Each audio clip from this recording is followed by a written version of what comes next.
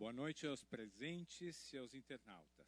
Sejam todos bem-vindos à gravação do programa Café Filosófico CPFL, é um programa de cultura do Instituto CPFL.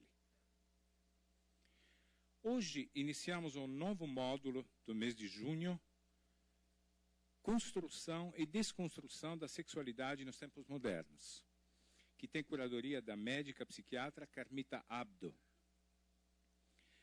Neste módulo, vamos refletir sobre as mudanças no comportamento sexual de homens e mulheres, a questão da diversidade sexual, o que mudou nos últimos anos no desejo sexual feminino e o que é considerado normal na sexualidade do homem hoje. No programa de hoje, teremos a própria curadora Carmita Abdo falando sobre o comportamento sexual de mulheres e de homens, o que ficou no passado. Duas palavras sobre Carmita Abdo. Carmita Abdo é médica, psiquiatra, livre docente e professora associada do Departamento de Psiquiatria da Faculdade de Medicina da USP. É fundadora e coordenadora do Programa de Estudos em Sexualidade, o ProSex, do Instituto de Psiquiatria do Hospital das Clínicas da USP e membro da International Society for Sexual Medicine. Autora de diversos livros, como Descobrimento Sexual do Brasil, da Depressão à Disfunção Sexual, entre outros. Após o encontro, a convidada responderá às perguntas da plateia, portanto, vão pensando nisso, desliguem os seus telefones celulares e, sem mais, vamos receber a Carmita Abdo aqui conosco, aqui no palco. Vamos, então, recebê-la com aplauso.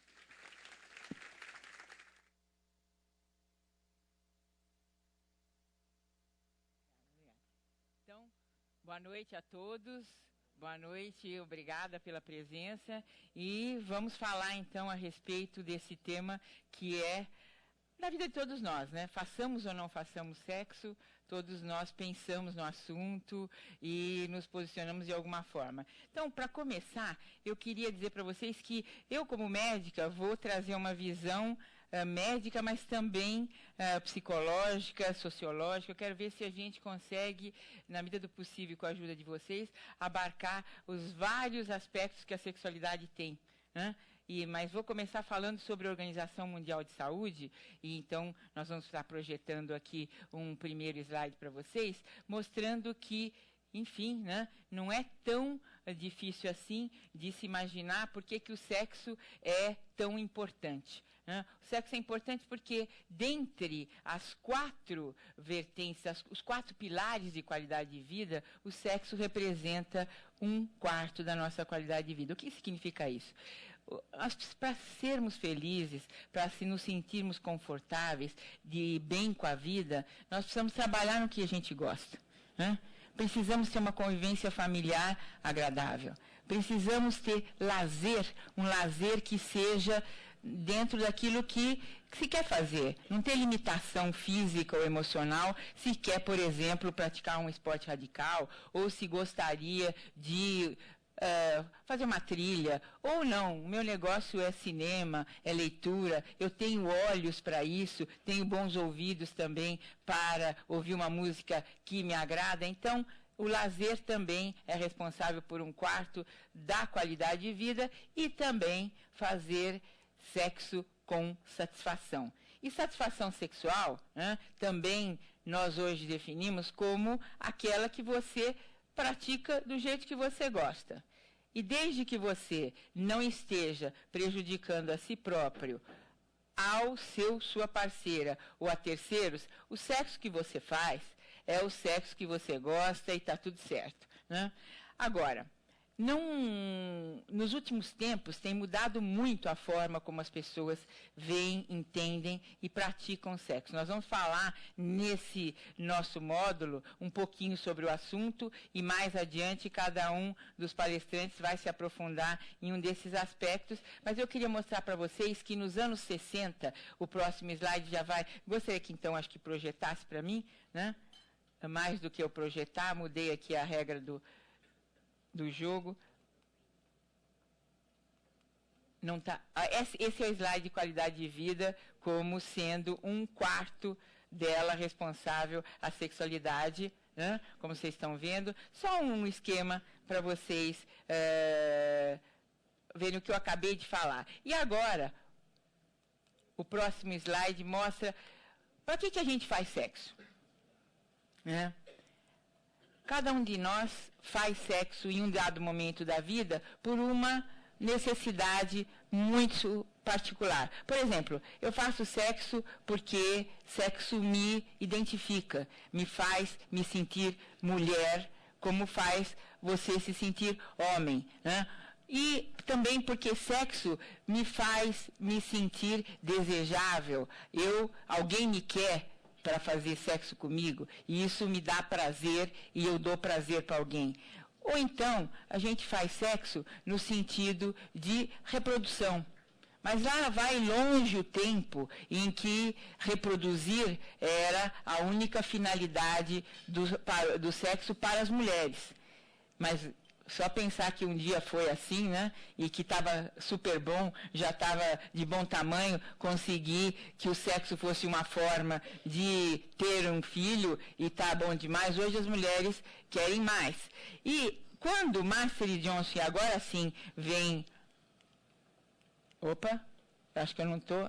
esse é o primeiro esquema de como foi representado o ato sexual. O ato sexual foi representado pela primeira vez lá nos anos 60 por um casal, William Master e Virginia Johnson, ele ginecologista e ela psicoterapeuta sexual, já naquela época dos anos 60, e eles entenderam que o sexo começava com excitação. Depois vinha uma fase de platô mais para o homem acompanhar a excitação da mulher, que se dava num ritmo um pouquinho mais lento, e por fim chegava-se ao orgasmo, e depois do orgasmo vinha um período chamado de resolução, onde todas as mudanças físicas que acontecem enquanto você vai se excitando, sobe a temperatura, sobe a pressão, a frequência cardíaca, a frequência respiratória, tudo isso, após o orgasmo, vai voltando ao normal, ao seu natural, antes do período da excitação. E a resolução no homem, e até hoje se sabe disso, e todo homem, toda mulher, ao compararem, né, esse período pós-orgástico, há de me dar razão, o homem tem uma resolução muito mais rápida. O homem acaba de ter orgasmo, de preferência acompanhado da ejaculação, que é como eles gostam, né? E aí já a resolução se dá. E se dá de uma forma tão rápida que muitos adormecem imediatamente. E às vezes adormece até em cima da parceira, né? E a parceira reclama. A parceira reclama disso, mas, gente, isso é a maior homenagem que um homem pode prestar para você, né? Isso significa que você acabou com ele, que você foi simplesmente sensacional. Joga ele de lado, né? E deixa para discutir a relação num outro momento, porque não vai dar para discutir a relação depois que esse homem teve um êxtase de prazer. Mas essa coisa de discutir a relação tem muito a ver com a resolução feminina ser mais lenta, ser um processo que leva um tempo muito mais longo do que o imediato, que é o tempo do homem para dar a relação como encerrada. Mas Master e Johnson captaram uma forma de entender o sexo, começando pela excitação. Na sequência, alguns anos depois, Ellen Kaplan, uma psiquiatra, psicanalista, considerou que não era bem assim. Tem um gatilho para tudo isso. Não é excitação. Se começa o sexo logo excitado. Não, tem um gatilho. E esse gatilho é o desejo, é o interesse que se tem em fazer sexo. E esse interesse é mobilizado por fantasias, o pensamento. Então, o cérebro seria uma fonte de interesse sexual. Dele brotaria, então, né, a fantasia e você começa a pensar no assunto, mas também ajudam os órgãos dos sentidos, né? Você vê alguém que te atrai? Você ouve uma música que te remete a uma situação de encantamento ou de atração por alguém? Você come uma comida que te faz lembrar aquele momento especial? Ou recebe um toque e fica realmente sensibilizada. E a partir deste estímulo aos órgãos do sentido, a fantasia começa a acontecer.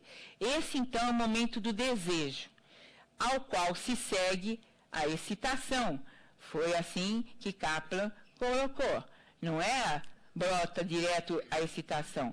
E esta é comemorada pela ereção no homem e pela mulher, falando ainda em termos genitais, sem voltar a repetir sobre pressão, temperatura e tudo mais, a lubrificação da vagina, o entumecimento da vulva, no sentido de preparar-se para a penetração. Então, este é o estágio em que o corpo todo se prepara para a finalização, que seria através da penetração. Para a maioria dos casais, para muitos, termina de uma outra forma. E essa penetração levaria, então, à finalização desse período de acúmulo de tensão, e a descarga viria com o orgasmo, que é 5 a 15 segundos, é um momento de descarga de tensão e de êxtase de prazer. Algo muito fugaz, mas muito intenso. E, de novo, a resolução faz parte desse esquema. Porém, hoje, ou seja, de cerca de 10 anos para cá, se acredita que esse modelo, esse ciclo de resposta, que é linear, seja muito mais masculino, seja muito mais um modelo que representa como os homens fazem sexo, como é para o homem o ato sexual. Para a mulher, seria alguma coisa um pouquinho mais enrolada, né? Um pouquinho mais... seria esse modelo, né? Esse modelo que Rosemarie Basson, uma pesquisadora canadense, propôs.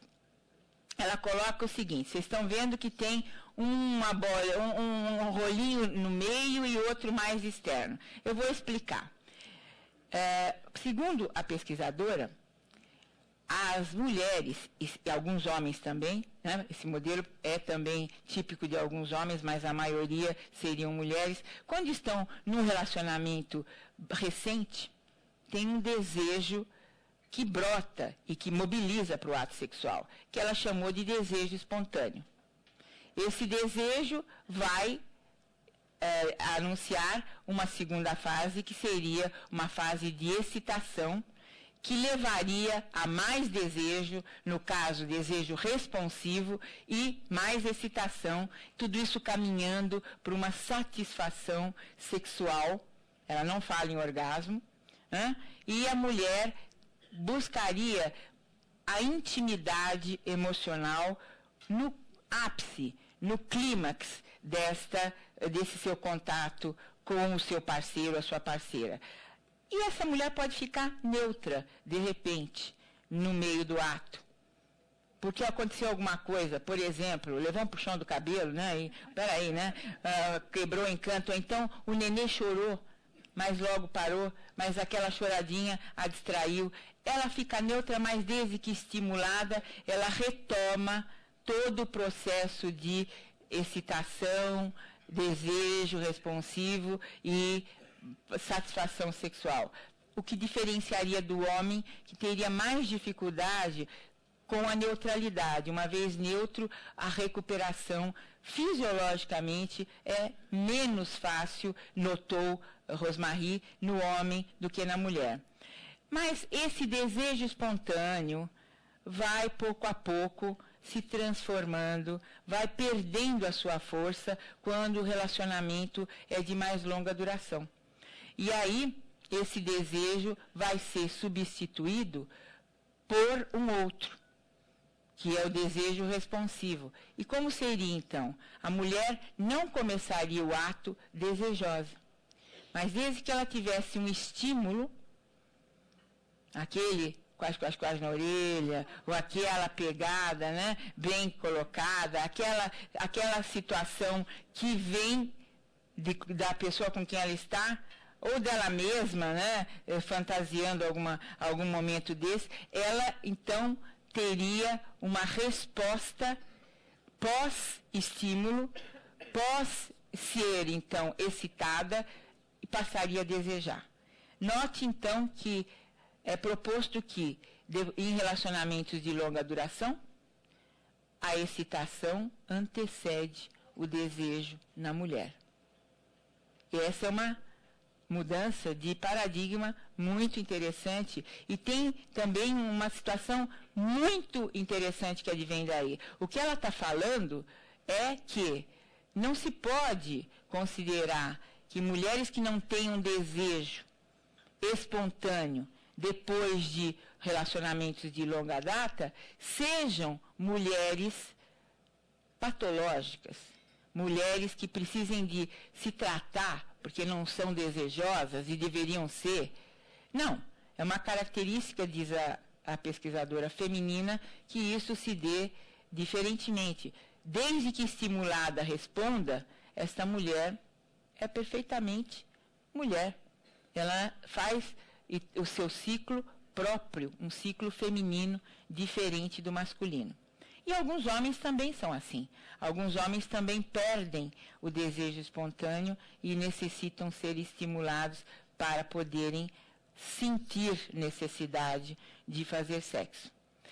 Também, como não tem orgasmo, mas satisfação sexual, no ciclo que ela propõe, ela considera que se a mulher está satisfeita com o prazer que obteve daquele encontro, por que ficar o tempo todo procurando como é que vai ser o orgasmo? Porque aí ele não vai ser, né? O orgasmo é muito mais livre do que a gente possa querer prendê-lo. Quanto mais você procura, menos você acha, né? É aquilo que vai acontecer no momento que você estiver realmente relaxada e despreocupada. Isso nas mulheres. Para os homens, obter orgasmo é bem mais simples, até porque, se a gente pensar evolutivamente, na história de vida de cada um de nós, e não na história da humanidade, os homens aprendem muito cedo a lidar com o seu genital e a conhecer como ele funciona. Até porque, sendo um órgão mais exposto, o que acaba acontecendo? Ele é mais tocado. Ele é, para fazer xixi, todo dia o menino põe a mão no seu pênis e aprende ao longo do tempo como é que o seu pênis reage ao toque. E isto é muito naturalmente recebido pela sociedade. A menina, nos dias de hoje, é de pasmar, mas até hoje se critica uma menina que resolva dar a si conhecer a sua vagina, e ela é censurada por estar sendo indecentemente curiosa em relação a isso. Eu sei porque, trabalhando no consultório, você pede para as mulheres se olharem, colocarem um espelhinho na frente da sua genitália para se conhecer, até para saber como é que o que é mais estimulável, menos estimulável. Ai, doutora, mas eu vou pôr um espelho aí, é uma coisa tão feia, como é que você sabe que é feio? Não, eu imagino. Mas você nunca viu? Eu já vi da minha filha. Bom, já começou a complicar a vida da filha, né? Já falou que a xoxota da filha é feia. Quer dizer, já a coisa vai seguindo, né, de uma geração para outra. A menina já começa a acreditar, é mesmo, né? Então, e aí vai se transmitindo uma noção que, né, se a gente for pensar, é tão bonitinha, é tão graciosa, é tão, né? Né? E se souber usar, melhor ainda, né? Mas isso que eu queria falar para vocês. Essa nova proposta liberou muito as mulheres de terem um padrão de resposta sexual igual a do homem. E a partir daí, com certeza, nós vamos ter muitas mudanças que vão caracterizar homens e mulheres. Mas eu não quero deixar de enaltecer os pioneiros como Master Johnson, Kaplan, que, apesar de não terem feito a distinção entre o ciclo de mulheres e de homens, foram muito felizes em começar a sistematizar aquilo que a gente não para pensar como é que acontece e, consequentemente, não sabe como descrever o que está nos incomodando. A partir do momento que eu conheço as fases daquilo que eu faço em termos de sexo, eu posso dizer onde é que está o meu bloqueio, se é no desejo, se é na excitação, ou se eu não consigo ter orgasmo e gostaria de ter. Ah, mas a Basson falou que você não precisa ter porque você é mulher. Ah, mas eu quero. Então, vamos ver como é que isso acontece. Eu queria contar para vocês, falando em orgasmo, uma situação que aconteceu comigo em sala de aula. Eu estava, alguns anos atrás, dando aula para uma classe de alunos de medicina e estava lá falando sobre a sexualidade, né? Que diz o meu marido que é o assunto que eu mais gosto de falar, e às vezes ele pede para eu falar menos e fazer mais. Mas aí...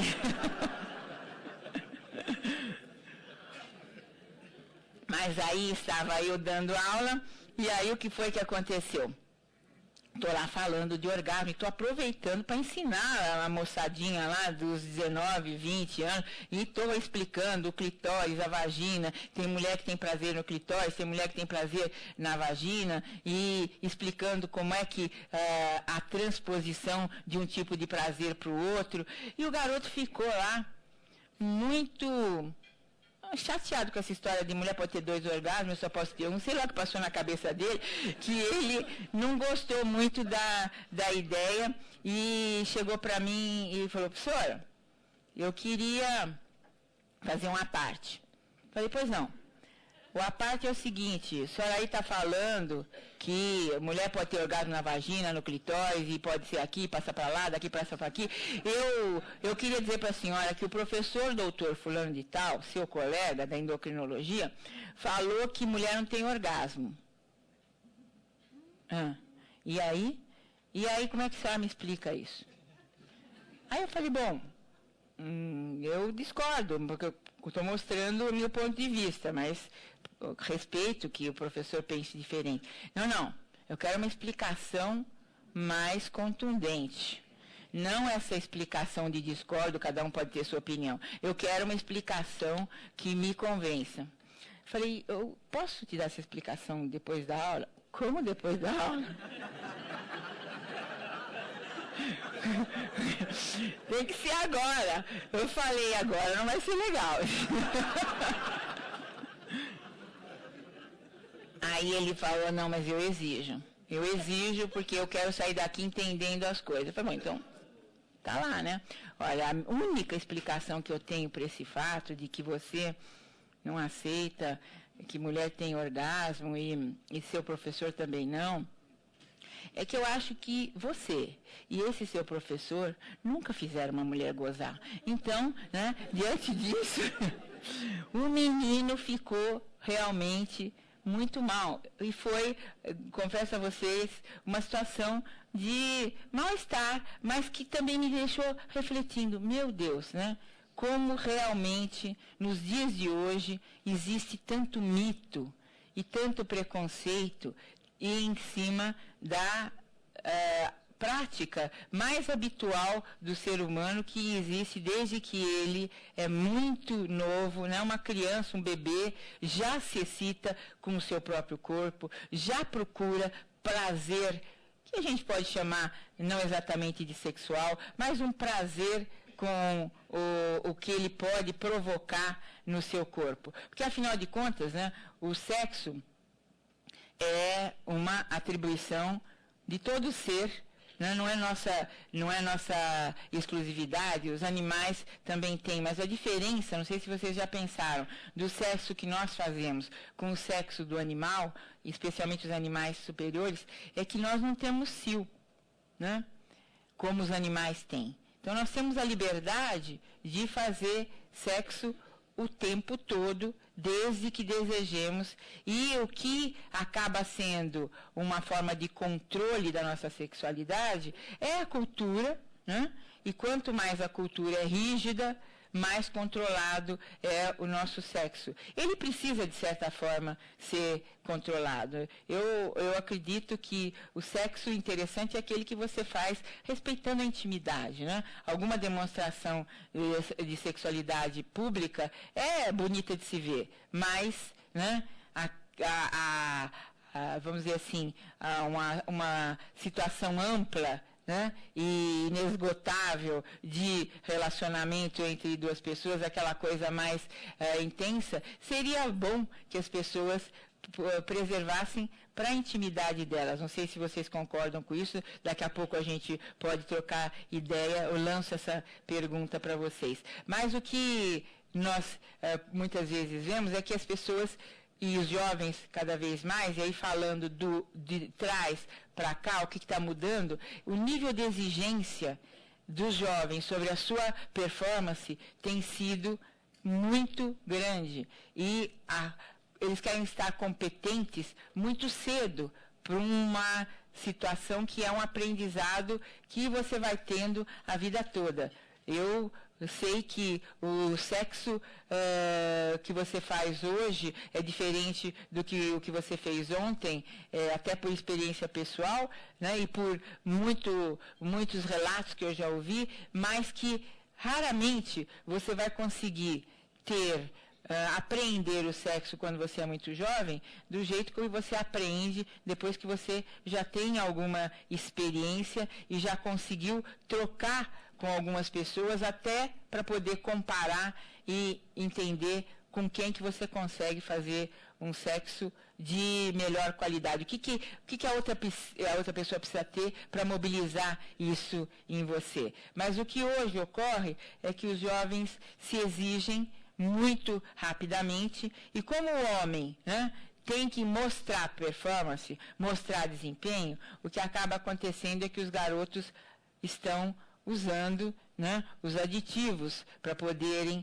ter as suas ereções múltiplas e sequenciais num curto espaço de tempo. E as garotas, para fazer frente a uma liberdade muito maior do que aquelas de fato conseguiriam ter, têm usado também aditivos, no caso, drogas, álcool em profusão, e isto acaba fazendo com que o sexo seja mal visto. Algo que é muito interessante, muito saudável, acaba sendo considerado uma situação negativa para a vida das pessoas. Então, queria deixar aqui também um outro tema para a gente conversar daqui a pouquinho. Se vocês acham que essa nova forma de iniciar a vida sexual, né, tem sido interessante para os jovens, tanto poderiam me responder aqueles que já estão num outro momento da vida, quanto os próprios jovens que, com certeza, alguns têm se desdobrado para poder acompanhar a sua geração nos hábitos e costumes, inclusive sexuais. Mas voltando a falar um pouquinho sobre o que nós deixamos no passado, eu acho que a gente deixou no passado uma forma de encarar o sexo como estavam dentro daqueles propósitos do sexo. A reprodução, se vocês pensarem, né, ela rompeu definitivamente com a sexualidade como objetivo primordial com o aparecimento da pílula, que foi, a pílula é hoje, né, sessentona, ela está aqui conosco há muito tempo, e nesse momento, reprodução e prazer erótico passaram a ter definitivamente momentos e conotação bastante diferente. Depois dessa situação da pílula, o que a gente pode dizer que houve de grande também impacto para que a sexualidade mudasse foi o advento da AIDS, né? Porque o advento da AIDS fez com que a sociedade tivesse que falar de um assunto que antes era muito reservado. Não sei se vocês concordam, mas de uma hora para outra, as pessoas começaram a falar sobre sexo, sobre prevenção, sobre uso de preservativo, como se isto fosse um assunto habitual. E começou a ser falado de uma hora para outra, por quê? Porque eram vidas que estavam em jogo, era a vida que nós estávamos pretendendo preservar. Então, caiu por terra o tabu de se falar de sexo abertamente, tanto que eu estou falando aqui, ainda falando, né, de uma forma que todo mundo consegue ouvir e ninguém fica assustado, mas houve época em que essa conversa seria perfeitamente reprovável, completamente reprovável, porque esse assunto não era um assunto para se dividir socialmente. Mas aí tem a minha terceira pergunta. E aí? Não é para dividir socialmente, mas por que ainda hoje existe dificuldade desse tema ser discutido sem ser, com muito, como que eu vou dizer para vocês, com muito constrangimento. Por que muitas vezes as pessoas não conseguem falar das dificuldades, a não ser para um grande amigo, para um amigo bem próximo, com quem você vai dividir uma situação, uma mazela, uma coisa que te incomoda, mas normalmente as pessoas falam que sofrem da unha encravada ao problema cardíaco, mas as dores do sexo, as dificuldades sexuais, acabam sendo muito difíceis de serem lidadas ou de serem até admitidas de você, para você mesmo. Isso é uma coisa que eu queria discutir com vocês, que eu queria ouvir o que vocês pensam sobre essa situação. E também queria comentar com vocês que eu fiz um estudo, alguns estudos sobre a vida sexual do brasileiro, E queria falar com vocês que, apesar da mulher ter mudado muito, a mulher hoje querer o seu prazer, a ponto do seguinte, vou abrir um parênteses, até algumas gerações atrás não existia ejaculação precoce. Sabe por que não existia? Porque o tempo da relação era o tempo do homem, era o tempo que ele necessitava para fazer o ato. Então, se ele fosse rápido, mais ou menos, ou lento, não tinha um menor significado para ela, que estava disponível para um ato que o atenderia. Ela iria ter algum prazer, sem dúvida, especialmente se ele o atraísse, se ela tivesse numa relação que fosse interessante para ela, mas ela não estava ali para ter prazer, e muito menos um prazer orgástico, como aqueles que Hollywood mostra, que você tem a impressão que os dois tiveram um orgasmo simultâneo, aquela coisa que foi transmitida no subliminar e que muita gente fica querendo ter igual, e realmente aquilo é para efeito de você olhar e ficar extasiado, imaginar que a vida é boa, que o sexo é maravilhoso, mas ficar torcendo para um dia chegar lá. Mas há algum tempo atrás, não era assim que as mulheres viviam a sexualidade. Elas estavam fazendo o sexo em função dos seus parceiros. A partir do momento que isto mudou, porque a mulher passou a exigir, já que a pílula separou o sexo de reprodução, tem o sexo erótico. Se tem sexo erótico, eu quero ter prazer.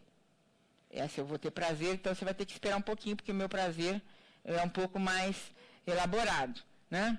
Então, nisto surgiu a figura do ejaculador precoce, que passou a procurar tratamento para conseguir ter um tempo maior. E é tão frequente, nós temos de 25% a 30% de homens que não conseguem ter o controle que desejariam na população em todos os países. Não é um número brasileiro, é um número universal, de onde se deduz que esta é uma condição típica, né, de parte dos homens, que adaptar-se ao ritmo feminino é algo que talvez daqui a algumas gerações possa estar mais resolvido, mas que no momento ainda é algo que deixa 1/4 a 1/3 dos homens fora do padrão exigido pela parceria, falando em relacionamentos heterossexuais. Aí, voltando ao que eu estava dizendo, a questão de diferenças entre homens e mulheres, num dos meus estudos populacionais, eu perguntei quais são os itens que mais representam para você qualidade de vida. Dei 10 itens e pedi para elencar do primeiro ao 10º. Os homens colocaram, em primeiro lugar, qualidade de vida para mim é alimentação saudável. Em segundo lugar, convivência com a família. Em terceiro lugar, sexo. Com satisfação. Né? Trabalhar no que gosta, qualidade do sono, prevenção e tratamento de doenças, hobbies, férias, exercícios físicos regulares, convivência social, isso depois. Aí, mulheres. Mulheres, sexo ficou em 8º lugar. Tá? Perdeu até para hobby. Né? Então, né? Para a mulher, então, se deduz aquele velho ditado popular que o sexo é assim, né? O homem faz sexo para se sentir bem e a mulher faz sexo quando se sente bem. Então, ela precisa estar bem no trabalho, na família, no social, né? Precisa ter feito a comprinha dela, né? Que ninguém é de ferro. Precisa ter tudo resolvido, agora eu vou fazer sexo, né? E agora vai ser legal. E é verdade, tá ali, né? Uma pesquisa que acabou reunindo mais de 8.000 respondentes pelo Brasil afora e deu essa média interessantíssima que me fez pensar como essa equação é difícil e que mágico é o que a gente acaba conseguindo fazer. Como nós somos, né, de fato, vencedores, porque conseguimos fazer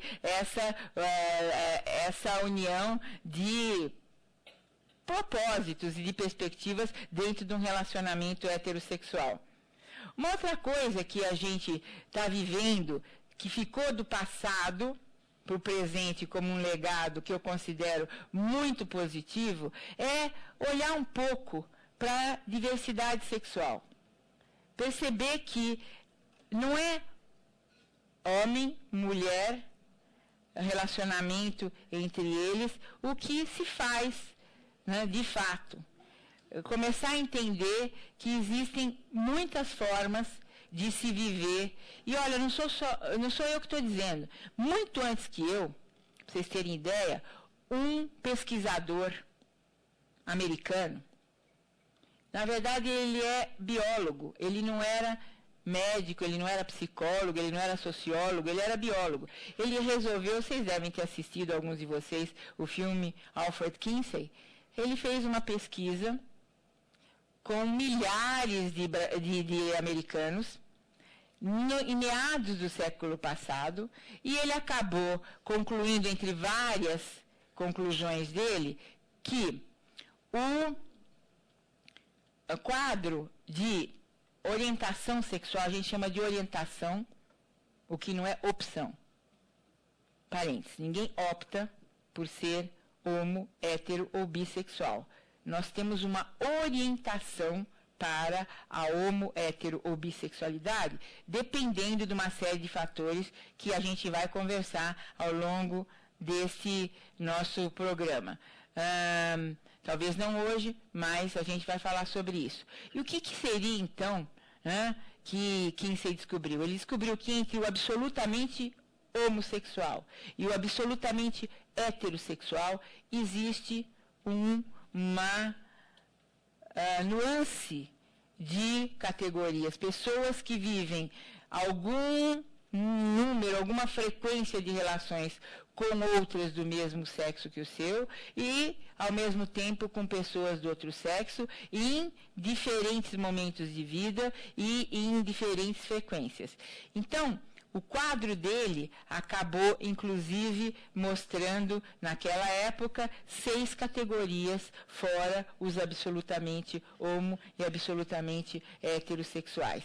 Então, isso nos anos 50 e agora, passado esse tempo em que Kinsey trouxe esse assunto à baila, algumas décadas depois, a Associação Psiquiátrica Americana resolve pensar no assunto e resolve rever a classificação das doenças, onde a homossexualidade estava colocada, como uma das perversões sexuais, juntamente com outras do tipo zoofilia, necrofilia, fetichismo, pedofilia. Então, isto foi retirado da classificação americana e foi considerada a homossexualidade como uma forma, uma característica, assim como a heterossexualidade e a bissexualidade. Anos depois, no início dos anos 90, a Organização Mundial de Saúde fez o mesmo. Acabou considerando que a homossexualidade faz parte de uma das orientações sexuais. Orientações essas que dependem de uma série de influências, conforme entendemos hoje. Influências genéticas, sim. Se estuda hoje a importância da influência genética na determinação da sua orientação sexual, influências do meio, influências da sua história de vida, portanto, multifatorial é a orientação que você vai ter. E também estou aberta a perguntas daqui a pouco para a gente discutir um pouco mais esse assunto.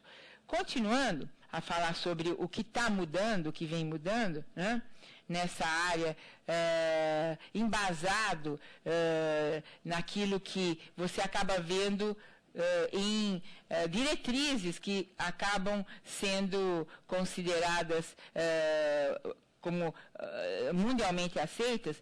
Eu não sei se vocês sabem como que os grandes manuais de diretrizes dos estudiosos do assunto consideram o que é o sexo natural. Sexo natural hoje, e vamos guardar, os mais jovens daqui a alguns anos vão poder rever se continua assim mesmo. Sexo natural é aquele que você faz com um humano, adulto, vivo, tá? E com a finalidade de prazer e ou procriação.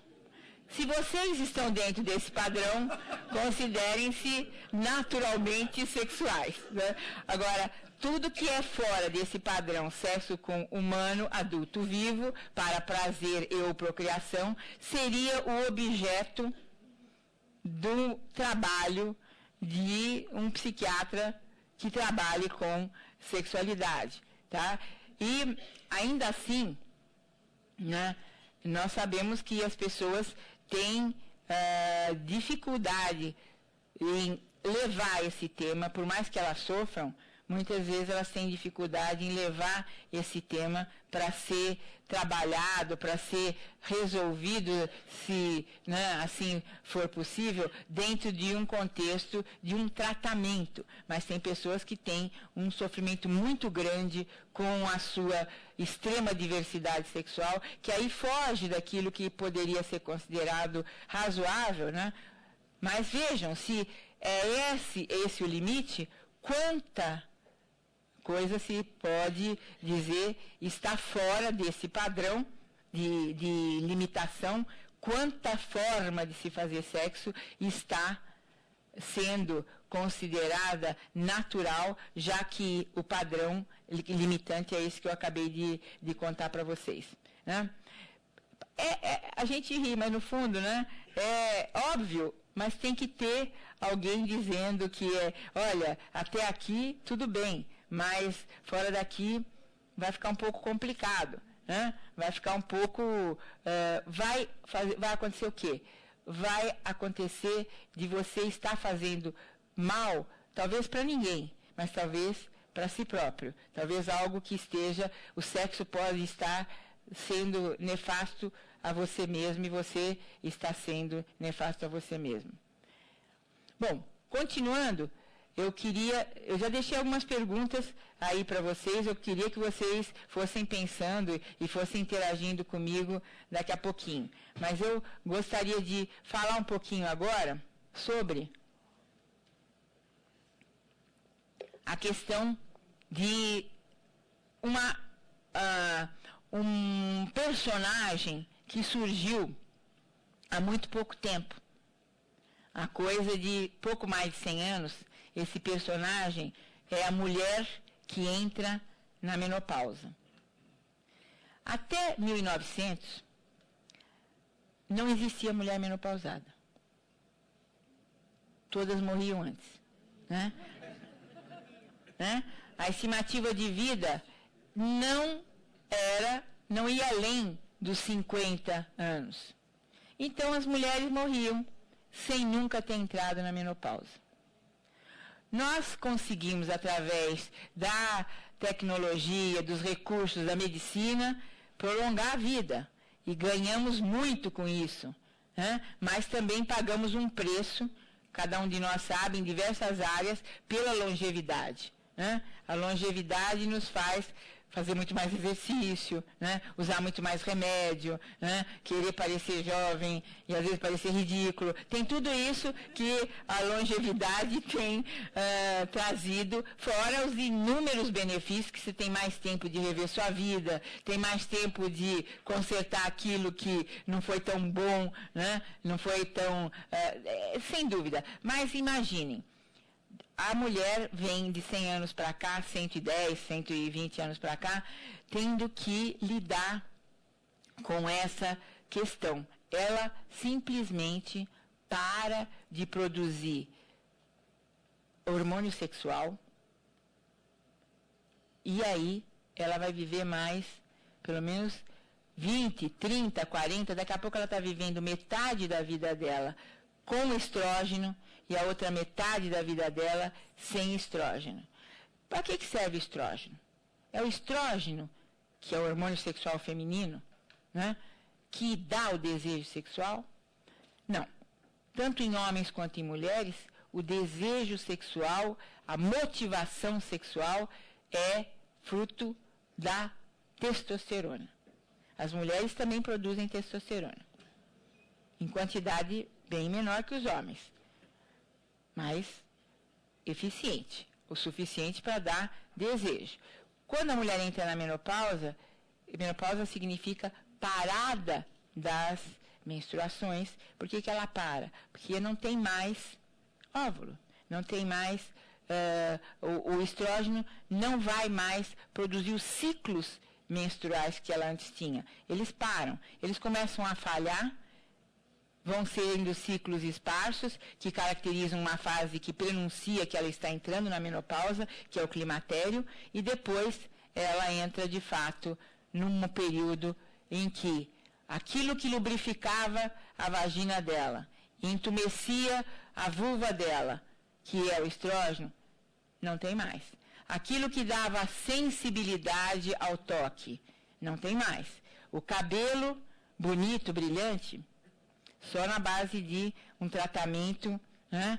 E vai durar meia semana, depois tem que voltar lá, né? A pele vai ter que esticar, porque o estrógeno é que garantia aquele viço, aquele brilho, e a saúde dos ossos, a saúde do cognitivo, a saúde dos músculos, tudo isso é o estrógeno que faz. Então, realmente, né? É uma coisa muito séria. No momento da vida que você, né, está precisando, né? Está mostrando competência, você leva um baque desse e tem que se virar. Mas parabéns para as mulheres, porque eu acredito que as mais sábias acabam, sem dúvida, dando uma virada muito interessante nesse momento e passam a valorizar outros aspectos. Até o sexo, né? Não estão mais produzindo a lubrificação da minha vagina está ruim? Vamos usar um lubrificante, né? O cabelo não está brilhando? Vamos apelar para um produto aí. Os ossos não estão bons? Vamos tomar alguma coisa que ajude e vamos por aí em diante, dando um jeito em tudo isso, já que a longevidade vai permitir que você seja avó, bisavó, tataravó e vai por aí afora, se é que, né, você quer e se é que você, essa é a coisa que te agrada. Agora, os homens não. Os homens não param de produzir testosterona. Um homem saudável produz testosterona a vida toda. Um homem saudável, ele passa a produzir 1% a menos de testosterona ao ano, a partir dos 40 anos. Então, todo ano ele perde 1%. Então, aquele senhorzinho de 80 anos tem só 40% a menos de testosterona do que ele tinha aos 40 e na juventude. Então, se ele quiser ter filho, ele vai ter, né? Se ele quiser, se for saudável, ele vai fazer um sexo não com a mesma competência, mas parecida com a que ele fazia, né, quando ele era jovem, especialmente, né, se ele, né, e aí mais um dado, vou abrir um parênteses, se ele arrumar uma parceirinha jovenzinha, né, aí eu vou contar para vocês os índices de infidelidade no Brasil. Do passado para o presente acontece o seguinte: eu peguei várias faixas etárias na pesquisa e perguntei, alguma vez na vida, uma só que seja, você, né, praticou um ato libidinoso fora do seu oficial? E aí a resposta veio, né? As meninas de 18 a 25, 48% delas disseram sim, né?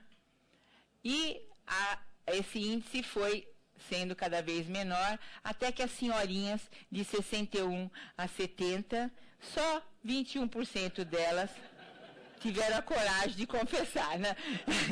Então, 21 para as senhorinhas, 48 para as meninas que ainda têm muito tempo de vida, né? E que, quando chegarem aos 61, já estarão nos índices masculinos. Quais são os índices masculinos? Parabéns aos homens, coerentes, dos 18 aos 80, eles mantêm um nível de 65 a 70%, coisa boa, sabem o que querem, não ficam, né? Não ficam aí fazendo, né, onda, vão e resolvem a parada. Então, estou contando para vocês que começa cedo, dos 18 aos 80, 65 a 70% em qualquer faixa etária. Aí eu sempre brinco quando eu falo desses dados, eu digo assim: se você, meu senhor, está pensando em trocar sua parceira, porque, né, a sua senhorinha já está incomodando, troque por outra senhorinha, porque a sua chance de levar um adereço é só de 2 em 8, enquanto que uma jovenzinha, a sua chance é de 1 para 2, né? Então, brincadeiras à parte, mas eu acho que as mulheres estão falando mais sobre o que elas fazem, né? Porque a gente começa a estudar. Se a maioria, né, dos casais são heterossexuais, como é que essa conta não fecha, né? Os homens estão nos 70, as mulheres estão em 21, alguma coisa ali está faltando. Então, acho que é a maior sinceridade, maior transparência que faz, sem dúvida, com que a mulher... vá defendendo a sua posição. Não estou defendendo a infidelidade, eu estou defendendo a transparência, eu estou defendendo realmente as mulheres, às vezes, ficam brigando. Outro dia mesmo eu fui consultada por uma jornalista que queria que eu explicasse por que, doutora, por que algumas meninas estão dizendo que não tem mais homem por aí, elas não conseguem se relacionar. Eu falei, é fato que elas estão dizendo, sem dúvida é fato, mas que não tenha mais homem, não, eu estou vendo diferente. Aí ela me perguntou, mas como que a senhora analisa isso? Eu falei, olha, eu acho o seguinte, as mulheres cresceram, amadureceram, se posicionaram, são mais exigentes hoje, né? São mais exigentes. Então, o que ela está dizendo é que ela quer um homem que esteja à altura dela, tá? Então, não dá para ficar querendo um homem que vai à luta como ela e procurando um príncipe que esteja realmente num outro patamar. Porque quando a mulher olhava para o homem como um príncipe, exatamente porque ela estava, ela era, né, a Cinderela que ia ser salva pelo príncipe. Agora, ela está se salvando, não tem príncipe para salvar, né? Então, talvez ela salve o príncipe, né? Mas ela está num outro momento, mas não assume isto, simplesmente de novo a conta não fecha. Cheguei lá, mas quero ficar dando uma de bela adormecida. Não tem príncipe para fazer você acordar, né? Você já acordou. Então, realmente, é incoerente. Falta ainda nós mulheres a gente se realmente apropriar desta nova mulher que somos, né? E que estamos lado a lado com os nossos parceiros, que eu pessoalmente considero bastante parceiros mesmo. Eu acho que se você se posiciona do lado de um homem profissionalmente ou na sua vida a dois, não querendo competir, não querendo superar, você tem um companheiro. Agora, quando você quer virar a mesa, né, fazer com que a história vire o contrário, aí eu já acho que não vale a pena. A gente brigou tanto para chegar onde chegamos, né? Vamos agora aproveitar e não vamos fazer disso uma guerra sem fim. Mas, conselhos à parte, o que eu queria dizer para vocês é que, disse a jornalista, olha, eu considero que a grande dificuldade da mulher nos dias de hoje é abrir mão daquele antigo sonho de ser salva, né? E ela própria saber que ela deve e pode se salvar, né, de si própria. E se salvar de si própria é simplesmente encarar a sua pessoa com limitações e com possibilidades, como todo mundo, e não precisa esperar ninguém que venha resolver. Embora a gente tenha essas diferenças que nos colocam mesmo um pouco mais de dificuldade. Nós ciclamos, né? Ciclo menstrual, né? TPM todo mês, né?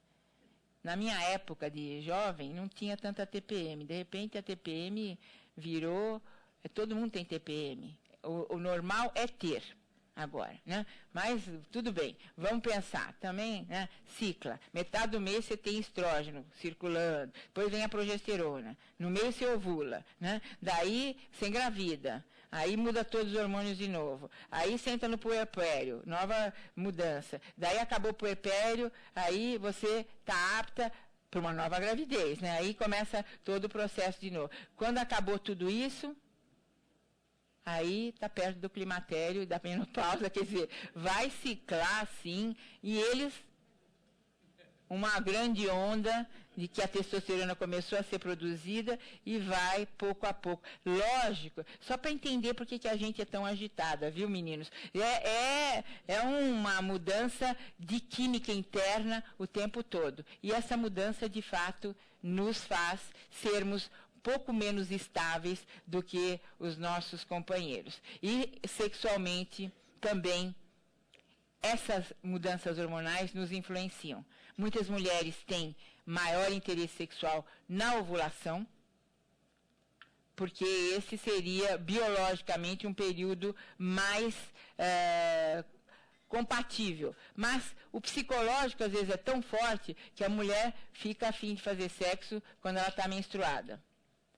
Porque aí ela acha que não tem risco nenhum de engravidar, ou então vamos fazer um teste. Se ele fizer sexo comigo menstruada, é porque ele me ama mesmo, né? Bom, acho que eu estou falando muito.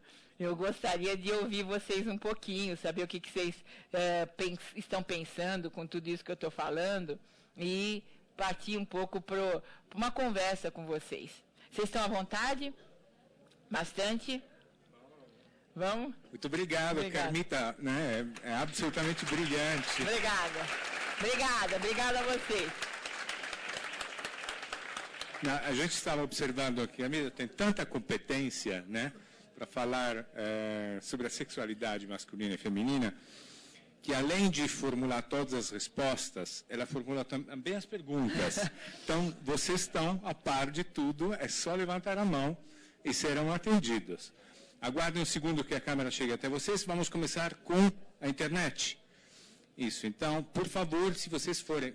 Temos certeza que tem muitas pessoas que gostariam de perguntar. Então, sejam objetivos, por favor. Perguntas. Obrigado.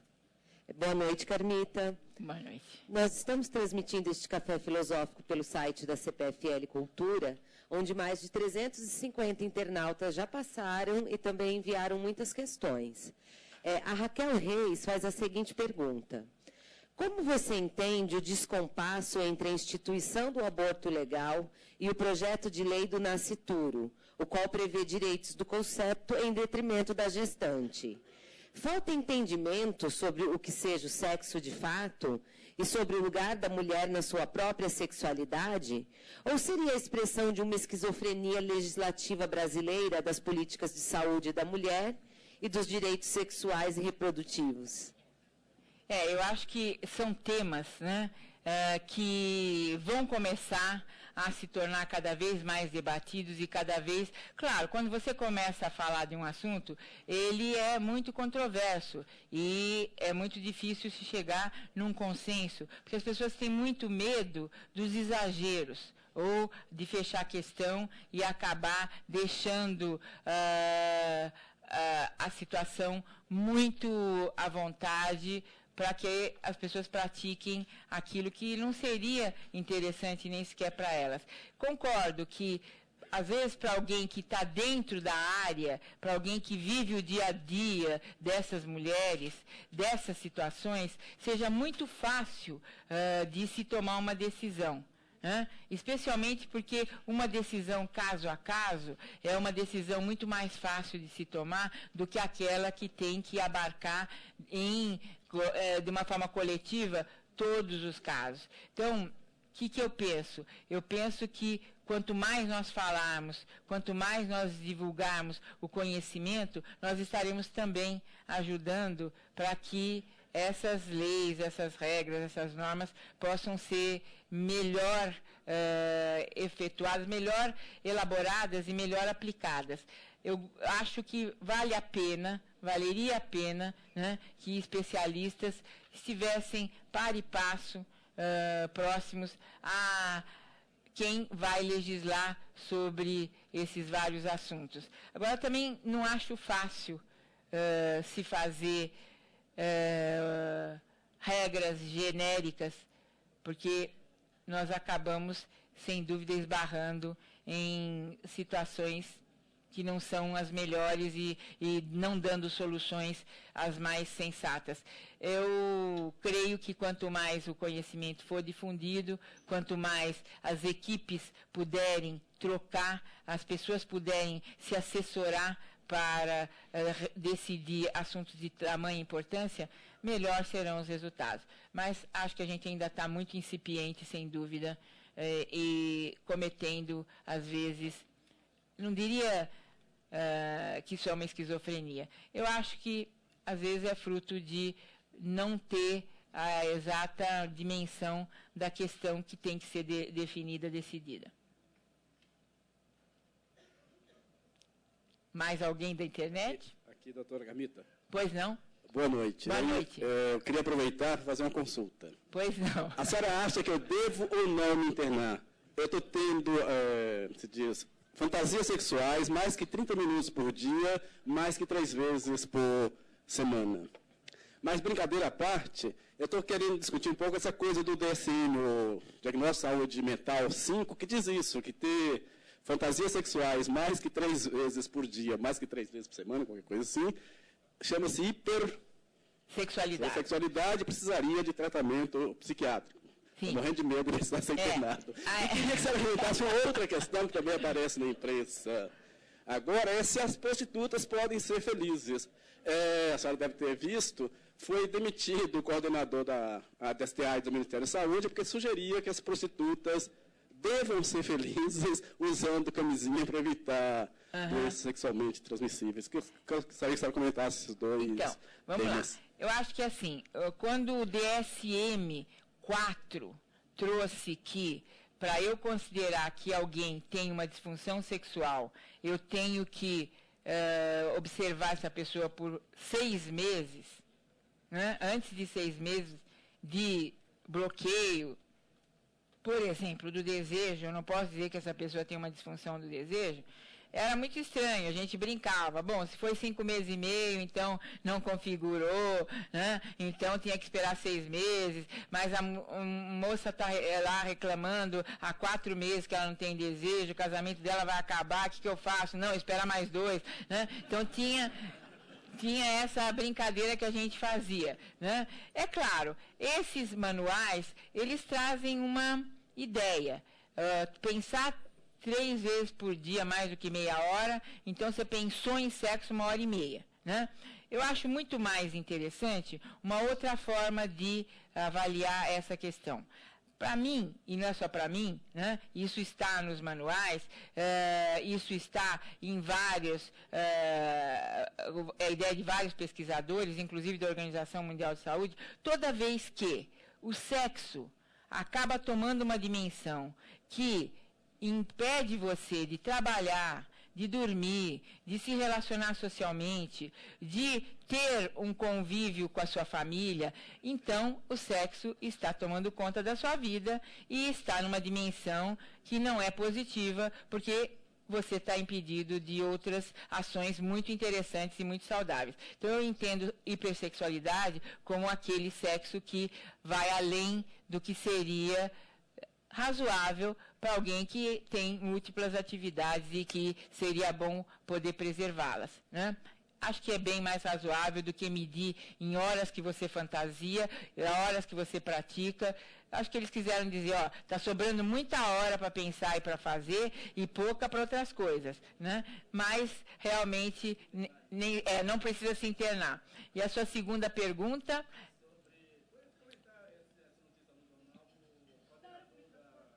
Pois não. Esperar um minutinho.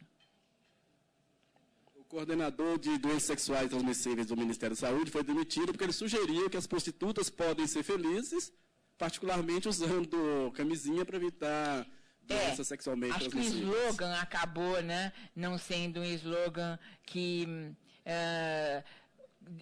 como que eu vou dizer, representou a campanha, né? Se você me perguntar se eu acho que as prostitutas podem ser felizes, eu acho que as prostitutas são pessoas que podem ou não ser felizes, que podem ou não, independente do trabalho delas, terem, né, muitas coisas boas na vida, como também podem não ter, né? E são pessoas dos mais diferentes perfis. Falar prostituta não é falar de uma pessoa que todo mundo já sabe pela palavra como que é. Se você falar chato, mal-humorado, né, você já sabe como é que é a pessoa. Falar prostituta não tem a mesma forma de representação. Fala-se de um tipo de trabalho que essa pessoa exerce, não o que ela é, né? Quem mais quer? Pois não.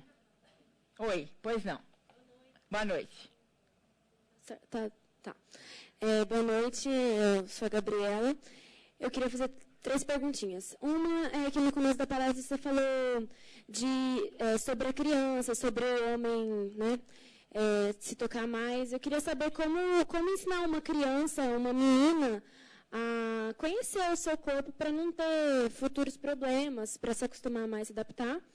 Eu queria também queria que você falasse um pouquinho sobre o corpo como fator de tensão para a mulher, que, na minha opinião, de fato, é muito mais um problema da gente com a gente mesmo do que do próprio homem. Acho que, na verdade, o homem nem se importa muito com isso. E eu queria também perguntar sobre... Você falou que o sexo na mulher foi a oitava coisa que ela se importava, assim. E aí eu queria saber se você acha que realmente é uma coisa da mulher achar que, assim, ter uma estabilidade emocional, ter social, tudo isso, ou se isso é uma construção social? Pois não. Então, vamos lá. 6 perguntas no final falam do mesmo tema, né? Não sei se a gente vai concordar. Primeiro, a menina não precisa ser ensinada. Ela está espontaneamente, instintivamente, querendo aprender, quando ela é desestimulada a fazê-lo. Né? Se ela está, às vezes, sentada na sala, a mãe botou lá um desenho para ela assistir, e ela não está pensando eroticamente quando ela coloca a mão na vagina e começa a se estimular. Ela descobriu uma parte do corpo que, ao estímulo, gera prazer.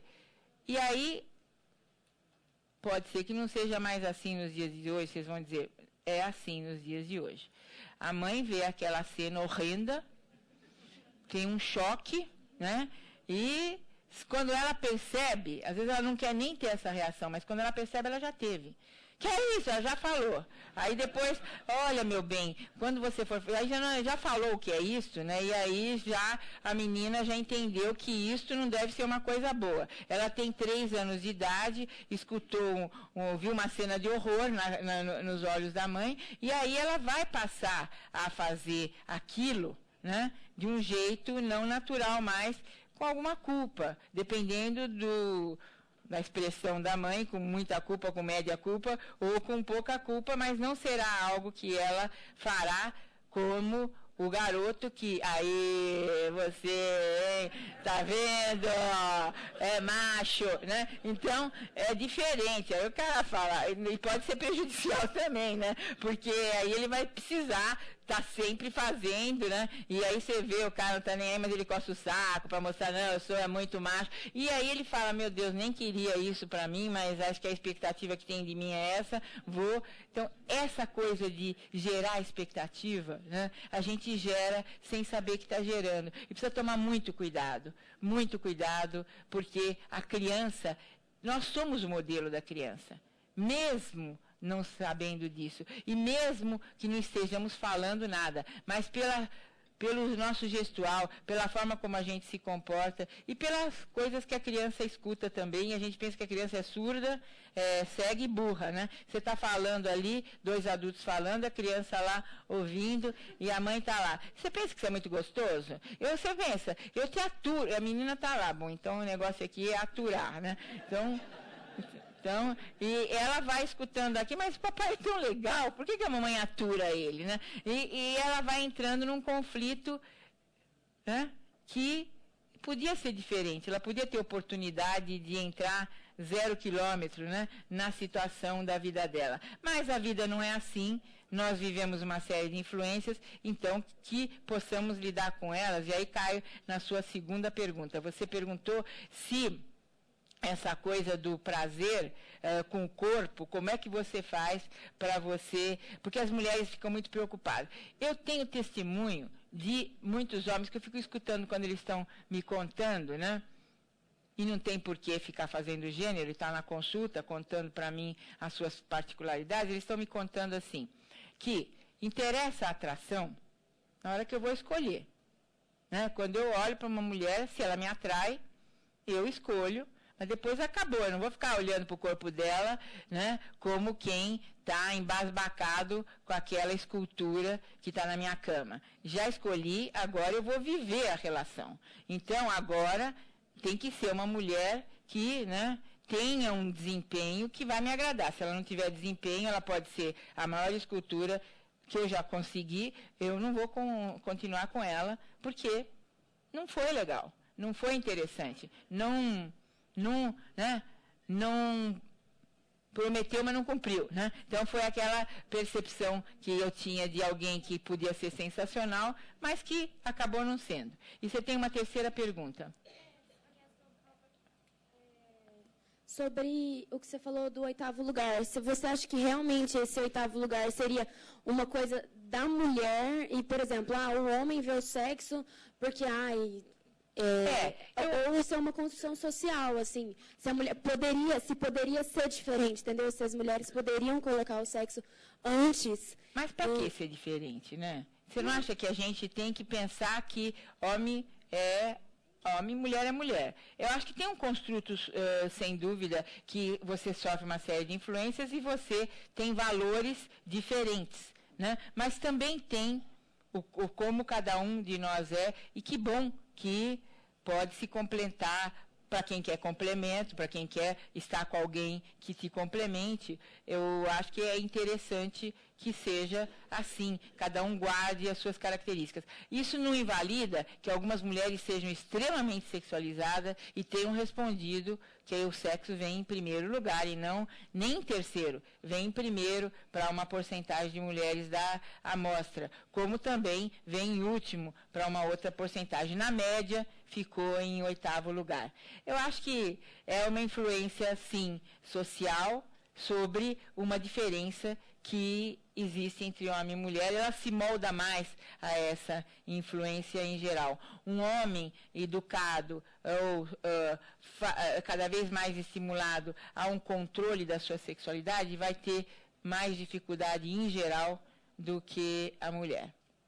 Mas você acha que é mais uma característica? Acho que é uma característica, sem dúvida, pode ser até que atavicamente adquirida, né? De tanto viver isso gerações e gerações, acabou sendo algo que a mulher tem incorporado. Não saberia dizer, né? Existem estudos mostrando que as mulheres antes não viviam a sua sexualidade como vivem hoje. Mas hoje é assim, e hoje eu acredito que tenha um componente, sem dúvida, próprio dela, e que é perpetuado através de uma educação muito diferente que se dá para o homem e que se dá para a mulher. E eu também não estou aqui fechando questão para essa diferença de educação, porque nós não podemos esquecer que o ônus de uma vida sexual sem proteção é muito mais da mulher, né? As doenças sexualmente transmissíveis vão ter muito mais oportunidade num órgão genital que vai ser um receptáculo do que num órgão que emite. A gravidez é ela quem vai viver. Então, sem dúvida, o biológico acaba tendo um peso em todas essas diferenças, sem sombra de dúvida. Pois não. Camila. Boa noite. Boa noite. Meu nome é Karina, eu sou médica de família e comunidade. E aí queria voltar um pouquinho quando você falou da sexo natural, né? Que seria o adulto humano... Vivo. Vivo, isso. E aí, pensando no adulto especificamente, aí queria conversar um pouquinho a respeito da sexualidade na terceira idade, né? Que é algo que tem aparecido muito no consultório. E particularmente na fala das mulheres, que são cada vez menos o estereótipo das senhorinhas. A gente fala senhorinhas, eu vejo alguns homens rindo aqui, eu como uma boa feminista fico pé da vida, né? Uhum. Mas são cada vez menos senhorinhas, né? Com esse estereótipo do coque. E mesmo essas vêm muito com essa demanda, assim. O que está acontecendo com o meu corpo? Como é que eu poderia fazer diferente? Eu já não me sinto mais como era, né? E nessa linha, se você vê alguma possibilidade de encontro, porque entendo muito como você diz, né? Eu acho que a gente brigou muito, aí a gente está lá na frente, de repente as mulheres lá na frente, opa, mas estou correndo aqui na frente, parece que ele está lá atrás, né? Se tanto na idade adulta quanto na maturidade, enfim, se a gente pode vislumbrar um encontro, inclusive dos senhores com as senhoras, né? De maneira saudável, gostosa. Muito boa a tua pergunta. Eu comecei a falar um pouco, né, sobre essa questão da menopausa, de que não existe andropausa, pelo menos no homem saudável, e a gente vai continuar um pouco essa conversa nas próximas semanas, mas eu já vou te dizer, acho que é muito importante dizer para você que as mulheres estão, sem dúvida, interessadíssimas em preservar a sua atividade sexual, muito também movidas por conta de que os homens foram muito bem aquinhoados nos últimos anos com possibilidades de se manter sexualmente ativos e performáticos, né, até idade bastante avançada. Isso por meio dos medicamentos proeréteis, isso por meio de injeções de hormônio que tem uma duração mais longa, isso por meio de educação e mudança de estilo de vida que preserva esses homens de doenças e assim por diante. E a mulher não tem conseguido, pelo menos no plano da medicina, e estou falando para você que é uma médica, o mesmo resultado em termos de ajuda. As pesquisas que tentam levar mulheres para uma vida sexual melhor, aquelas que perderam o interesse, seja por que razão for, mas que querem continuar parceiras dos seus maridos, não têm o mesmo apoio. Não tem o mesmo respaldo dos órgãos reguladores. Acaba se exigindo muito mais resultado para que a pesquisa seja validada e para que o produto que está sendo pesquisado possa ser colocado à disposição das mulheres. Eu penso que isto não é simplesmente uma questão só de ordem médica ou legislativa, acho que é uma questão também social.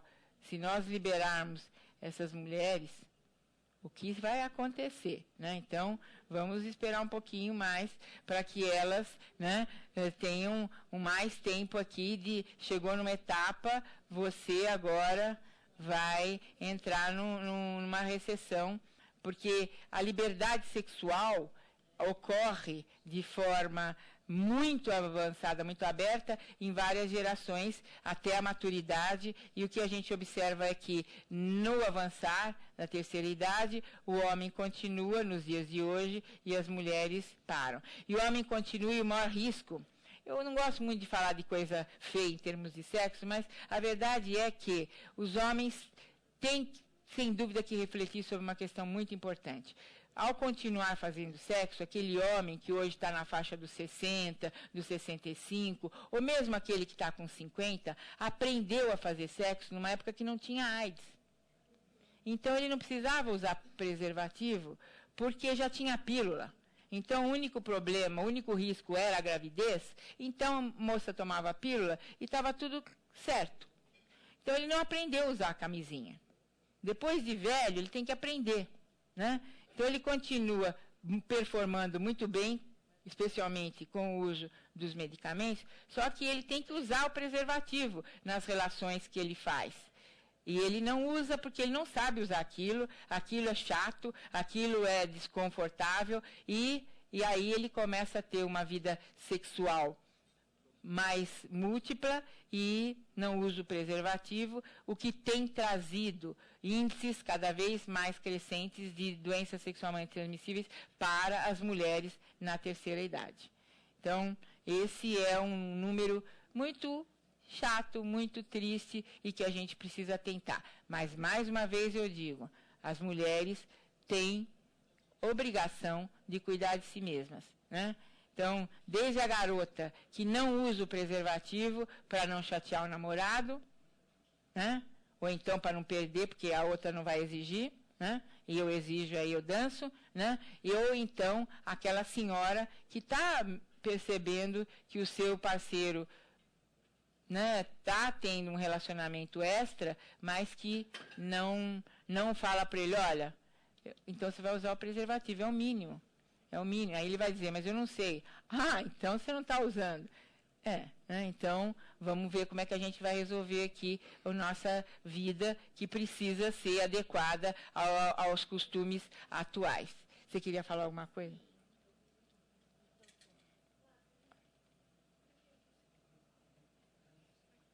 Lá tem. Oi, boa noite. Eu queria fazer uma pergunta em questão da infidelidade, que a senhora falou que os homens dizem que traem mais, ou dizem, não sei. Mas eu queria saber se a senhora acha que existe uma relação da nossa sociedade ser extremamente machista e ver a questão da traição masculina e feminina de uma maneira diferente. A gente aprende que a traição masculina é bem diferente de uma traição feminina. E se existe uma relação até na questão da 8ª posição. Se existe uma sociedade que diz que a mulher não pode gostar de sexo ou não pode... Olha, esse assunto, infidelidade, traição ou qualquer coisa, né, que tem esse nome, tem ganhado uma dimensão muito diferente nos dias de hoje, que eu acho muito positiva, inclusive. Quando eu comecei a trabalhar com casais e com esses temas todos, os homens já não estavam lavando a honra com sangue, mas era inadmissível que uma mulher tivesse a pretensão de fazer o que ele fazia, porque ele fazia, mas ela não tinha que fazer. Hoje, né, duas coisas muito interessantes eu observo no consultório que me são muito gratificantes. Uma delas é essa, que o homem admite que se ele já atraiu, então ele não podia esperar algo diferente dela. Então é uma coisa que eu não sei se ele confessa para a sua mulher, mas para mim ele confessa, ele diz assim, olha, eu não podia esperar outra coisa, já que eu tenho, né, telhado de vidro, né, então eu não vou jogar pedra no vizinho. Então eu estou quietinho e não gostei, não achei interessante, mas vou conviver com isso porque é o mais justo. E outra, quando eu comecei também, isso lá se vão algumas décadas, né, o que eu recebia eram homossexuais querendo se tornar heterossexuais. Hoje eu recebo pais dos homossexuais querendo entender qual a melhor forma de lidar com essa questão e como, né, colaborar, contribuir para que o seu filho possa ter uma formação e uma convivência social a melhor possível. Então, uma mudança de paradigma que eu considero muito saudável, muito bem-vinda e que a sociedade assimilou de uma forma bastante competente. Então, sexo é isso, né? É muito mutável, é muita diversidade e cada vez novos conceitos se impõem e a quebra, né, de mitos, eu acho que é o que mais favorece que a gente possa ser feliz sexualmente, que a gente possa se realizar e que a gente possa se completar, né, na medida do possível. Felicidade absoluta não temos em nenhuma área, não vai ser sexualmente, mas se conseguirmos algumas relações felizes, alguns momentos, alguns encontros felizes, com certeza seremos abençoados, né? Você queria perguntar. Microfone aqui. Tem uma outra pergunta, desculpa. Pois não. Primeiramente, boa noite. Boa noite. Meu nome é Vitor e eu gostaria de lhe fazer uma pergunta. Bom, visto que atualmente o sexo deixou de estar associado à autossatisfação e que ao longo dos anos houve-se grandes mudanças, eu gostaria de saber qual a influência da mídia em relação ao mesmo e se isso é decadência de uma construção social ou não. Então, não posso negar que a mídia tem uma influência bastante importante. Já me perguntaram se a mídia é que dita o comportamento sexual ou se ela apenas vai comunicar esse comportamento, né? Sem dúvida, existe uma influência, mas cada vez mais, quanto mais você divulga, eu acho que a mídia tem um papel muito importante naquilo que é divulgar conhecimento, procurar pessoas que, de fato, trabalham, conhecem, estão no dia a dia com esse tema e transmitindo esse tipo de conhecimento para a população e falando do assunto e comentando sobre ele. A importância da mídia, por exemplo, no momento da AIDS é inegável.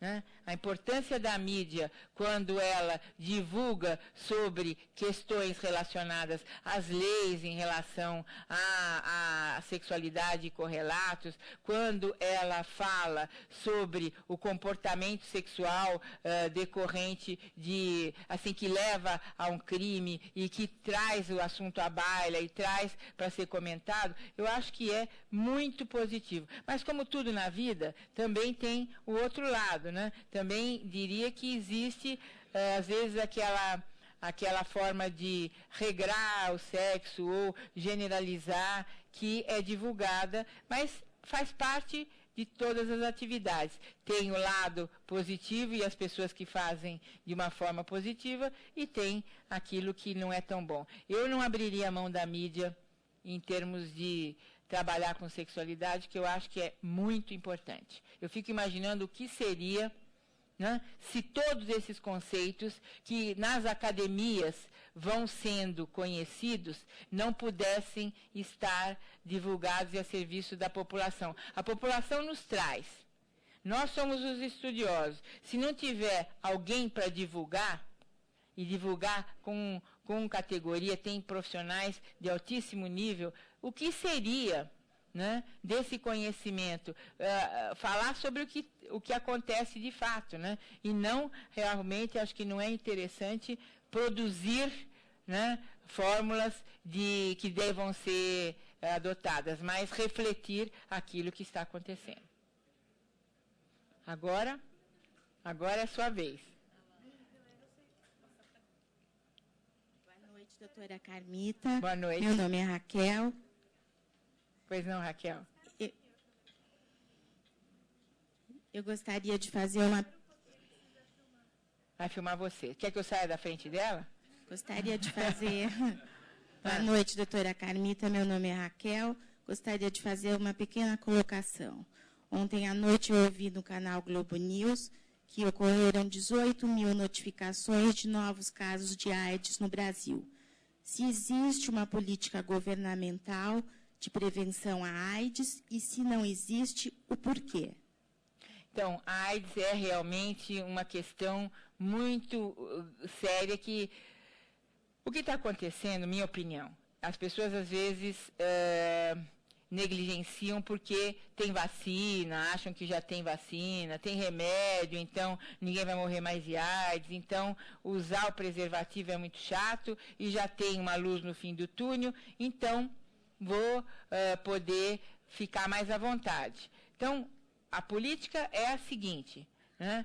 É uma coisa só, não tem como se proteger de doença sexualmente transmissível, não tem como não praticar sexo de risco, a não ser usando o preservativo em todas as relações sexuais. Esta é a única fórmula possível, mas é uma fórmula que acaba se mostrando impossível. No Brasil, praticam sexo seguro coisa de 1/3 da população, um pouco mais. Os outros 2/3 não faz uso adequado ou não faz uso nenhum do preservativo. Mais do que houve de informação, divulgação, trabalhos, mas isso também não é Brasil. A gente sabe que isso são números internacionais também. É um desafio a ser vencido. O que nós podemos fazer, né? Como que nós temos que correr atrás sempre da cura das doenças e do que é negativo em termos de sexo, no sentido de proteger as pessoas que elas próprias não fazem essa proteção, que é simples. Entendo que seja desconfortável, entendo que seja desagradável, mas é a vida que está sendo protegida. Mas não é fácil e as pessoas não fazem essa proteção. Muito oportuna a sua intervenção. Pois não. Boa noite. Boa noite, meu nome é Tânia.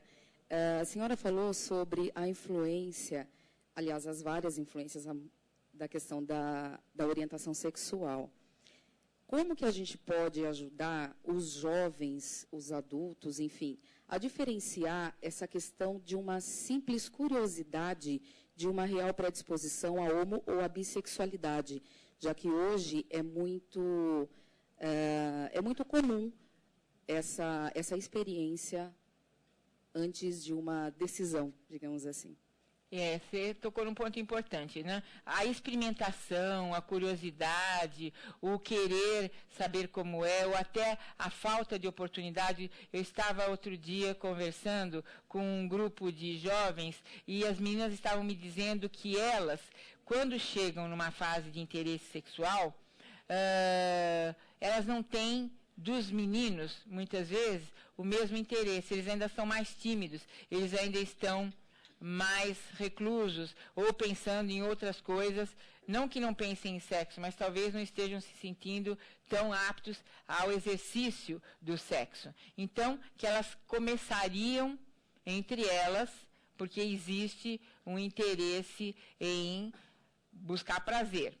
Essa foi a fala das garotas numa conversa informal que eu tive com elas. Esse é um jeito de começar a falar para você que pode ser que essas meninas estejam, de fato, sim, resolvendo, da forma que conseguem, uma necessidade e que, lá na frente, passem a ter um interesse heterossexual ou bissexual, né? Mas, sem dúvida, ninguém, no início, na iniciação sexual, pode dizer que já tem a sua orientação definida, mesmo que seja alguém que assuma a heterossexualidade. A gente tem também recebido o contrário, homens na faixa dos 40, dos 50 anos, que se casaram, constituíram famílias, têm 2, 3 filhos e que passam a entender um lado homossexual neles, talvez predominante, na maturidade, e que passam a viver esse lado, apesar de terem a família constituída. Então, o momento que alguém realiza, entende e, de fato, sabe qual que é a sua orientação, é um momento que varia muito, mas nunca é no início da sua vida sexual. Pode ser que você já tenha ideia por quem você se atrai, o que vem acontecendo desde a infância, a puberdade, início da adolescência, mas isso também pode mudar, isso também pode estar contaminado por influências sociais,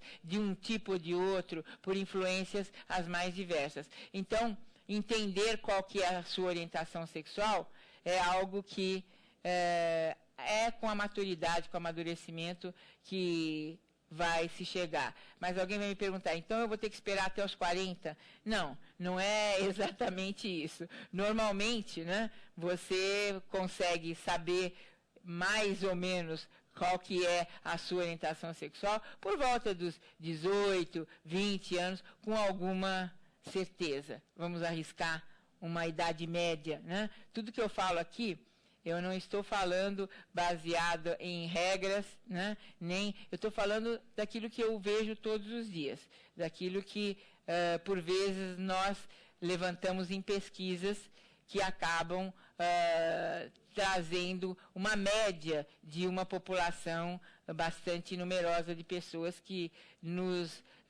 que aceitam ser pesquisadas e nos favorecem ter esses números. Aí, alguém?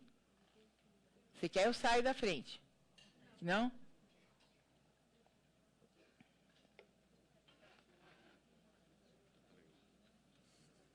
Vamos lá. Vamos lá.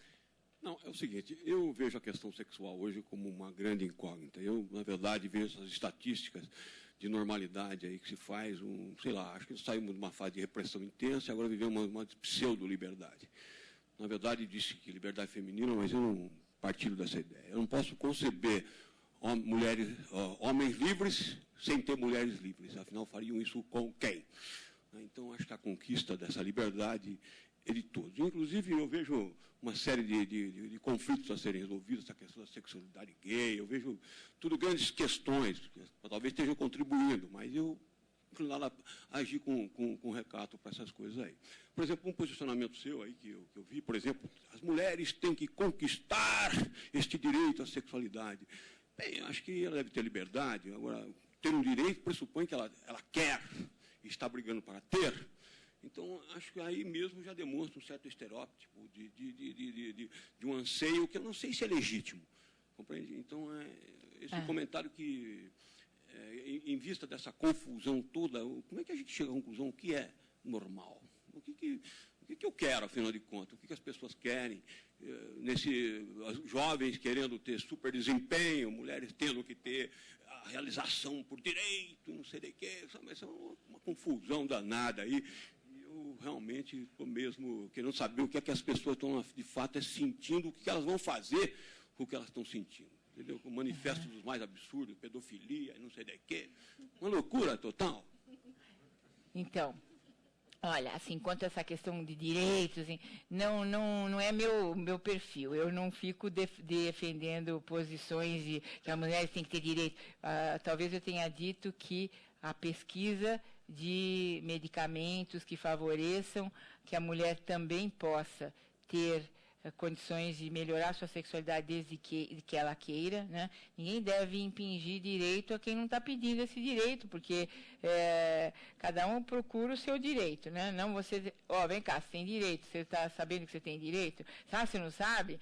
Mas como que você não atinou para isso? Então, não é minha posição, assim, ficar defendendo direitos de quem está tranquilo, sossegado, feliz da vida, do jeito que está fazendo sexo, ainda mais em sexo, né? Que é um assunto que deve ser o mais livre possível. Não vou provocar ninguém a fazer o sexo que está na minha cabeça, porque está na minha cabeça. Aliás, o primeiro princípio de quem trabalha com sexualidade é poder não ter julgamento sobre o que aparece na sua frente. Agora, claro, eu falei, a primeira fala minha, desde que o sexo não esteja sendo prejudicial a você, a sua parceria e a terceiros, você tem o direito de fazê-lo da forma como está fazendo. Mas a partir do momento que ele prejudica uma dessas três instâncias, aí acabou o seu direito. No caso, por exemplo, da pedofilia. Né? Vamos falar, só para citar um caso que eu nem queria tocar hoje, é um assunto que eu acho que a gente precisa deixar para uma outra oportunidade, para falar com bastante carinho, com bastante precisão sobre esse tema. Agora, é o que nós já ultrapassamos. Acho que essa coisa da mulher ficar se debatendo sobre os direitos dela é quando ela tinha que brigar pelos direitos. No meu ponto de vista, hoje, ou você se dá o direito, usa o espaço que lhe foi permitido e usa bem, né?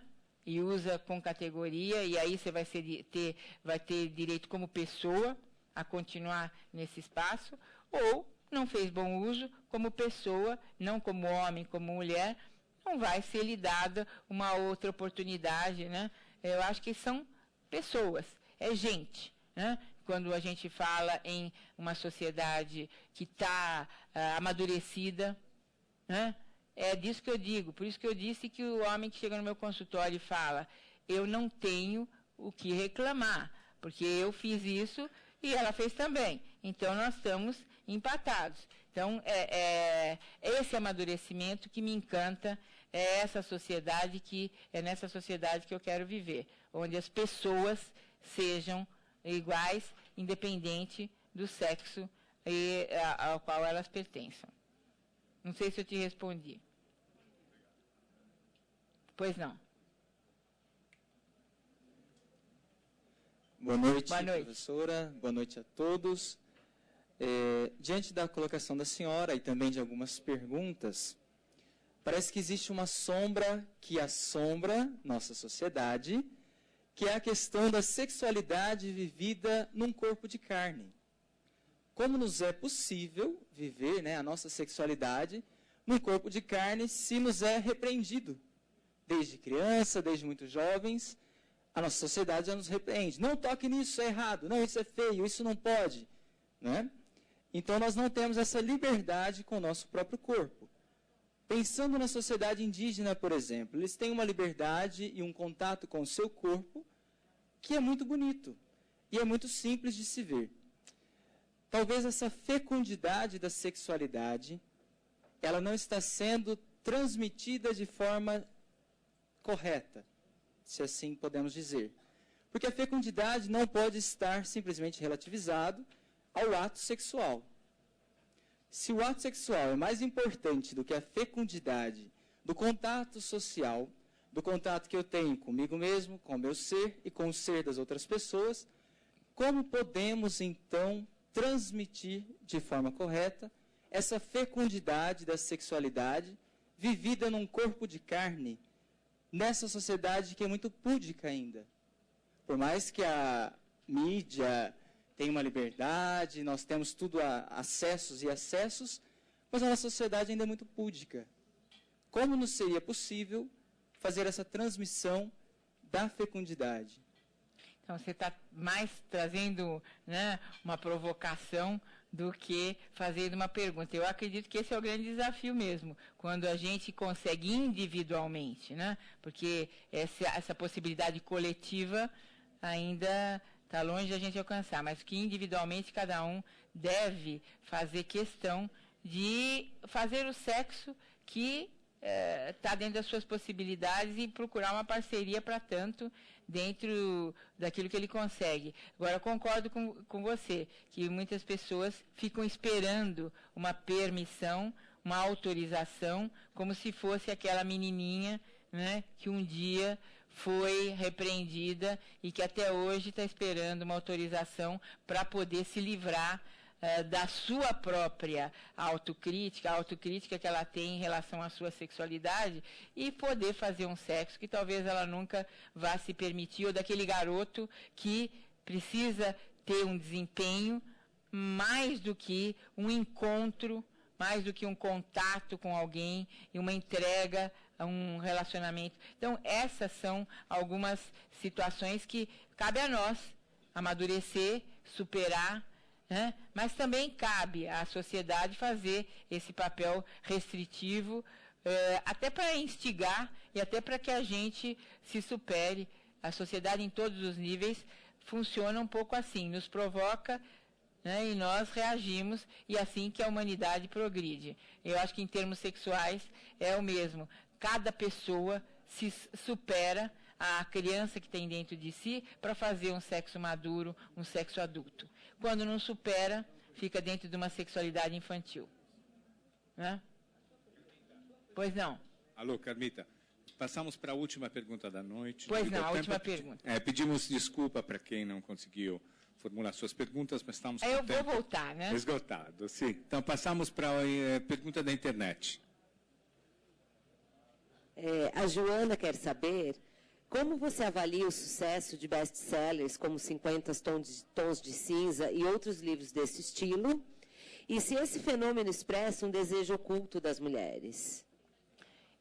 Esse fenômeno expressa uma grande sacada, né? Não é a primeira vez que se tem um livro que se torna um best-seller falando do sexo de mulher para mulher. Muitos homens leram, né? Mas as mulheres adoraram se ver de alguma forma retratadas em algo que fizeram ou que gostariam de fazer e nunca fizeram. Acho que foi uma grande sacada num momento de virada como esse que nós estamos vivendo. O momento foi muito preciso de se começar a apresentar esse tipo de material. E não é só, né, não foi só 50 Tons de Cinza, muitos livros desse tipo hoje estão saindo e estão vendendo. Eu não tenho nada contra, mas também não vi nada que já não tivesse sido falado. Só que as gerações mudam, né? As pessoas não vão procurar antiga literatura, e a grande sacada foi ter trazido um livro com esse tema nesse momento em que o tema estava, de alguma forma, adormecido, deixado de lado. Foi muito precisa a oportunidade que se vislumbrou. Então, nada contra. Acho que é uma literatura que pode trazer conhecimento como outra. Não vejo nada de assombroso, nem nada de deplorável. Acho que apenas foi, do ponto de vista comercial, muito bem aproveitado e que bom, né? Que as pessoas tiveram essa sacada porque trouxeram de novo o tema. Foi muito bom poder, a partir desse argumento, discutir sexualidade, usando esse argumento como um gatilho. Agradecemos, então, a Carmita Abdo por essa sua capacidade de nos conduzir nessa comédia humana, né? Tão fascinante, tão gostosa, com tanta humanidade, ao mesmo tempo esclarecimento, diria, autenticidade, né? Que lhe é própria.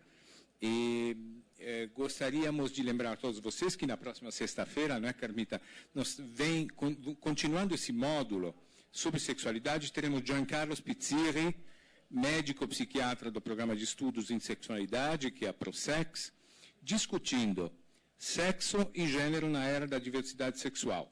Portanto, todos vocês estão convidados para isso. E neste sábado, isto é, amanhã, nós temos 2 eventos especiais. De manhã, digamos, um programa de parceria com a Livraria da Vila, nós teremos o Ivan Capelato falando da importância dos cuidados nos primeiros anos de vida na Livraria da Vila, aqui no Shopping Galeria, às 11 horas da manhã. E à noite, às 20 horas, nós teremos um belíssimo programa de música erudita com Marcelo Jaffé na viola e Ricardo Ballesteiro no piano. Imagine que agora estamos vendo a música erudita com um toque de cinema e jazz. Portanto, é o que há de mais contemporâneo, né, Carmita? Agora, gostaríamos de agradecer a presença de todos vocês, mas principalmente da nossa simpática e sempre bem-vinda Carmita Abdo, a qual gostaríamos de encerrar com um aplauso. Obrigada a vocês, obrigada, gente. Obrigadão, hein? Ajudaram bastante. Muito obrigada. Muito obrigada.